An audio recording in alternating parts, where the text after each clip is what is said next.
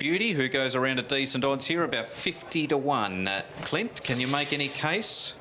No, I can't at this stage, to be perfectly honest. Second up, Pacifier goes on and up in distance. Honest Beauty didn't really show much on the resuming run, didn't finish off at all, was threw back the fence and didn't finish off, so needs to improve a lot on that. Okay, they've taken the pacifiers off tonight, as you mentioned there. Louisville Lass is horse number 2, who's another roughie here for the Stockdales at 40 to 1. Another one going in second up. I thought the step up in distance would suit Louisville Lass. She got back and hung in a bit last start, I thought, and I thought she indicated that she would need at least this sort of trip, if not further, and was a bit tight for room late. I'm expecting improvement, Adam, but I think she'll really come into her own as she goes up a bit more in ground distance. Madame Guillotine is number 3, who's entitled, I think, to be long odds based on its debut run. Yeah, thought you could put a pen through this one. Looks to have a lot to learn. Was 3 deep at the tail of the field last start and made no impression whatsoever.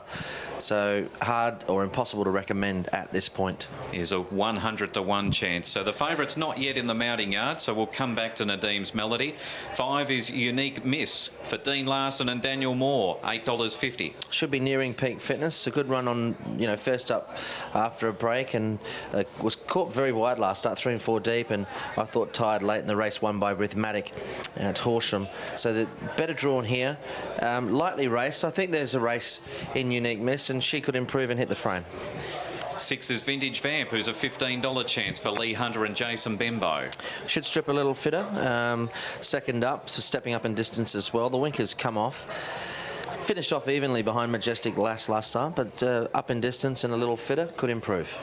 Peter Moody and Luke Curry combined with number 7, All That I Know, who's well in the market at $4.80. Only had the 2 career starts to this point in time and kept on, I thought, reasonably well. Black Diamond won quite convincingly, and it wasn't a bad run by All That I Know.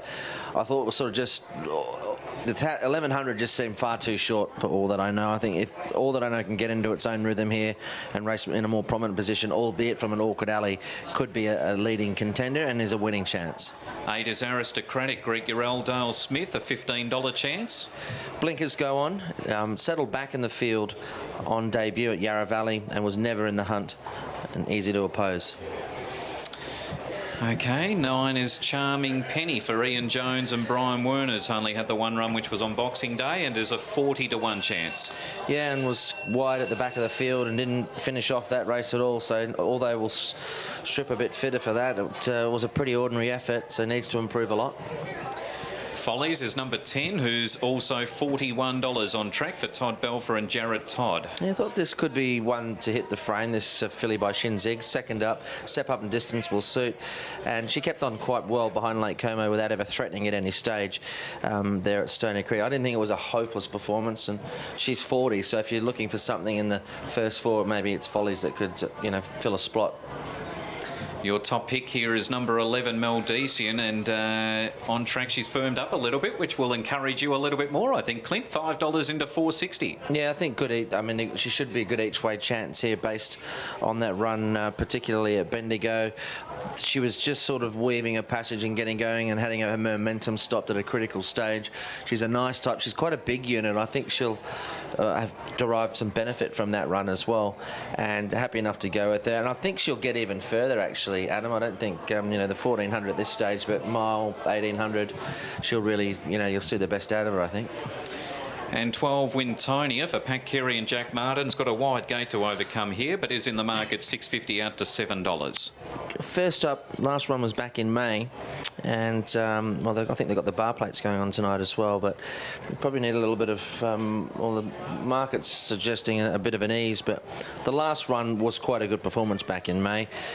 So it might have improved this prep, but I prefer to see it at the stage. And the one we missed on the way through is the favourite, Nadim's Melody, $2.90 out to $3. Cameron Templeton and Brian Higgins. Well, the form's taken a boost from the previous race, hasn't it, with Septimore winning, leading throughout, and Nadim's Melody actually led up in that race. Was a little tired late, ended up being beaten about 5.5 lengths behind Precarious, but wasn't a bad effort at all, and drawn gate 1 will land up on the speed quite